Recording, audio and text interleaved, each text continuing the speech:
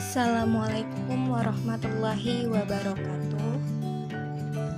Perkenalkan, nama saya Dede Purwati dengan NIM 2280200010 dari jurusan Pendidikan Fisika Universitas Sultan Ageng Tirtayasa. Di sini saya akan memaparkan alat praktikum hukum LD untuk memenuhi tugas mata kuliah pengelolaan laboratorium sekolah, dosen pembimbing Ibu Dina Rahmi Darman MPD. Baik, langsung saja. Pertama yaitu dari Jurnal Inovasi Pendidikan Fisika karya Fatah Laksono dan Iman Sucahyo, volume 7 nomor 02 Juli 2018, SSN 2302-4496, halaman 165-170, dengan berjudul Perkembangan Media Hukum LD berbasis aplikasi PCSys Toolbar Sensor Suite pada materi gelombang stasioner. Deskripsinya yaitu pada percobaan hukum LD pada materi gelombang stasioner dapat dituangkan dalam alat peraga, karena dengan seiring mahalnya alat audio, frekuensi generator, APG, dan pembuatan APG yang sulit, maka diperlukan alat lain sebagai pengganti. Nah, dalam jurnal ini, peneliti mencoba menggunakan aplikasi berupa PCSys Toolbar Sensor Suite yang dapat dioperasikan melalui handphone Android sebagai pengatur frekuensi atau pengganti APG. Oke, di sini terdapat kelebihan dan kekurangan dari alat tersebut. Nah, kelebihannya yaitu dalam pembuatan alat ini dapat menjangkau baik dari segi keuangan dan segi pembuatan. Jadi, pada alat ini sangat menghemat ya dari segi keuangan dan segi pembuatan.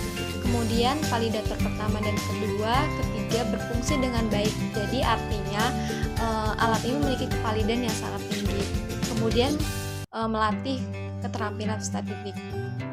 Selanjutnya kekurangan. Tingkat keakuratan alat sekitar 47%.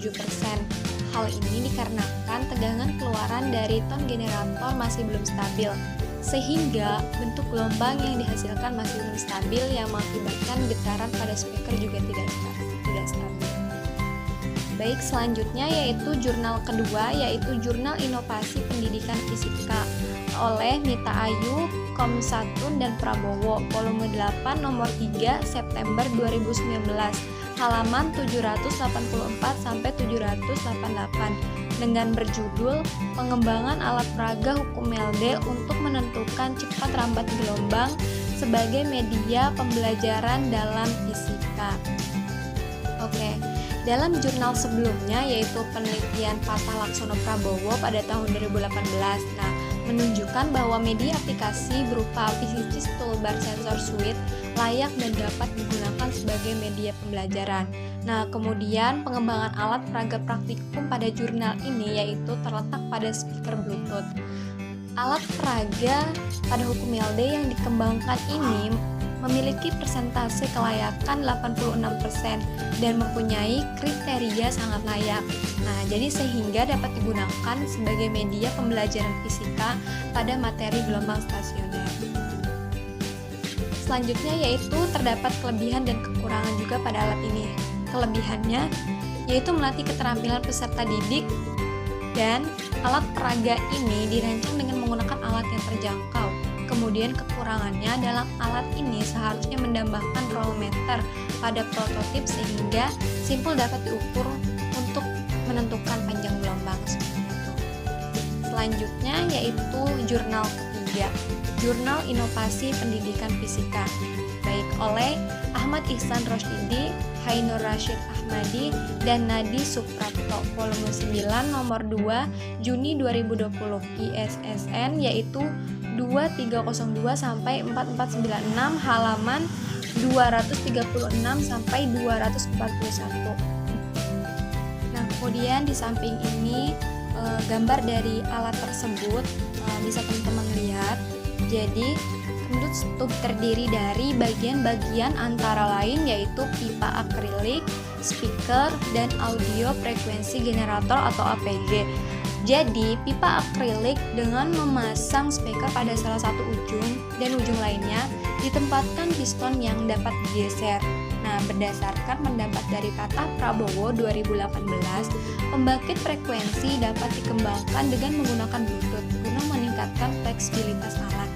Jadi, penggunaan Bluetooth ini bertujuan agar pembangkit frekuensi yang dirancang dapat dikontrol secara wireless atau nirkabel. Kemudian, pengembangan dilakukan berdasarkan pengembangan rancangan pada penelitian sebelumnya dengan meningkatkan aspek fleksibilitas dan kemudahan dalam pengambilan data. Kemudian selanjutnya terdapat juga kelebihan dan kekurangan pada alat ini. Kelebihannya yaitu untuk menggambarkan gelombang bunyi pada sebuah pipa organa transparan yang diisi butiran serbuk gabus. Kemudian dari segi ekonomis, alat ini dibuat lebih terjangkau. Selanjutnya kekurangan dari alat ini yaitu kerumitan penggunaan alat serta butiran styrofoam sulit untuk diamati melalui video.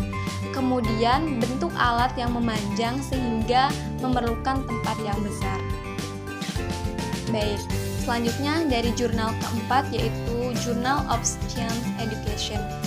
Karya Rahma Eka Cahya Iman Sucahyo, volume 5 nomor 3 tahun 2021, ISSN yaitu 2086 sampai 9363, halaman 366 sampai 371 dengan judul Pengembangan LKPD Simulasi Wave on String untuk Pembelajaran Gelombang Stasioner di SMA. Oke, jadi penelitian serupa yang relevan telah dilakukan oleh Pataloksano Prabowo dan Imam Sucahyo yaitu pada tahun 2018, yaitu jurnal yang pertama menunjukkan bahwa pembelajaran gelombang stasioner yang dikembangkan sangat valid dan dapat diaplikasikan sebagai media pembelajaran pada materi gelombang stasioner.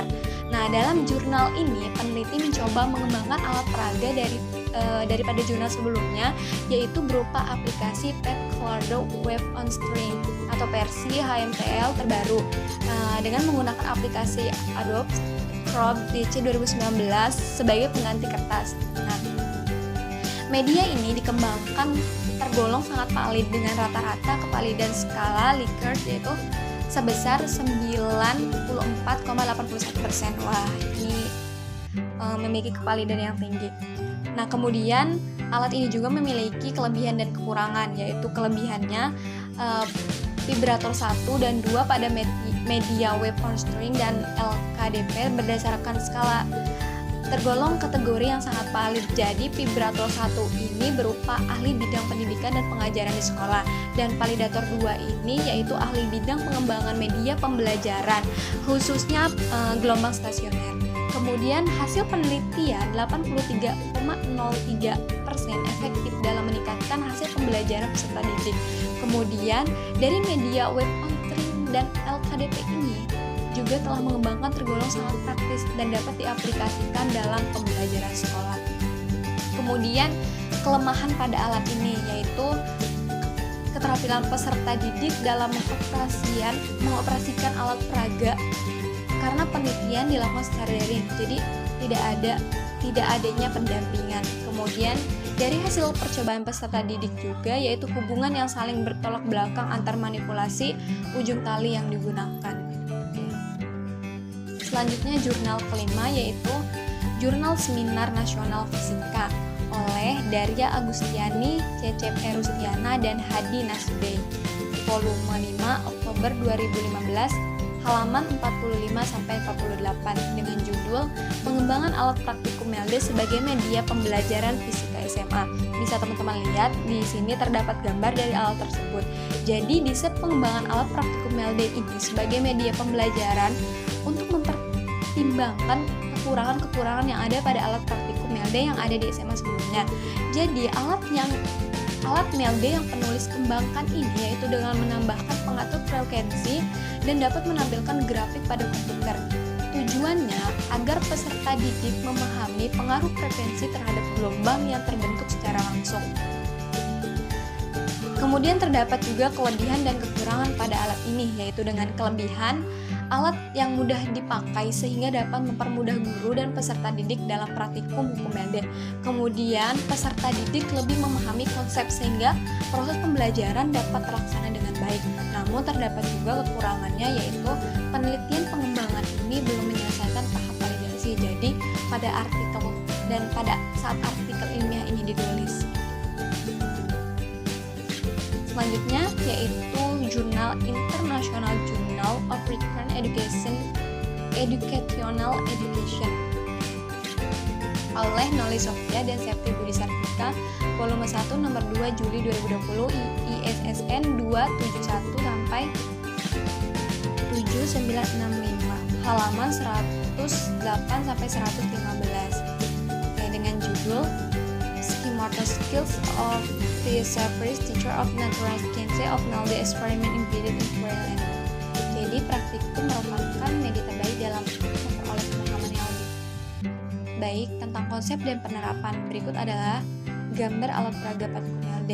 Jadi di sini terdapat batang pendukung, kemudian pengemudi mekanik, generator fungsi, selanjutnya kawat atau tali, kemudian katrol, penjepit, dan massa. Selanjutnya terdapat juga kelebihan dan kekurangan pada alat ini, yaitu kelebihannya menguji keterampilan peserta didik melalui praktikum LD. Kemudian peserta didik juga mampu membuat percobaan variabel percobaan dengan benar. Namun terdapat juga kekurangannya karena desain dan temuan percobaan tidak sesuai dengan hasil. Baik, selanjutnya yaitu alat pengembangan praktikum LD yang telah saya susun. Jadi pengembangan alat praktikum ini dibuat dengan menggunakan barang bekas, khususnya pada pembuatan vibrator, yaitu dengan memanfaatkan barang bekas yang ada di sekitar kita. Bisa teman-teman lihat desain dari alat praktikum ini. Nah, kemudian percobaan ini dilakukan untuk menyelidiki cepat rambat gelombang transversa pada kawat dawai atau senar. Jadi, jika vibrator digetarkan pada tali menjalar, gelombang transversal dari ujung vibrator ke katrol. Kemudian katrol ini berfungsi sebagai ujung tetap gelombang datang pada katrol dipantulkan kembali ke vibrator. Interferensi gelombang datang dan gelombang pantul pada tali menyebabkan terjadinya gelombang stasioner. Oke, jadi seperti yang sudah dipaparkan di slide sebelumnya, bahwa alat ini dibuat dengan memanfaatkan barang bekas, yaitu seperti speaker bekas, potensiometer, solder listrik, toples, ballpoint, tutup botol, gergaji besi, triplek, dan lem bangkit. Baik, terima kasih. Wassalamualaikum warahmatullahi wabarakatuh.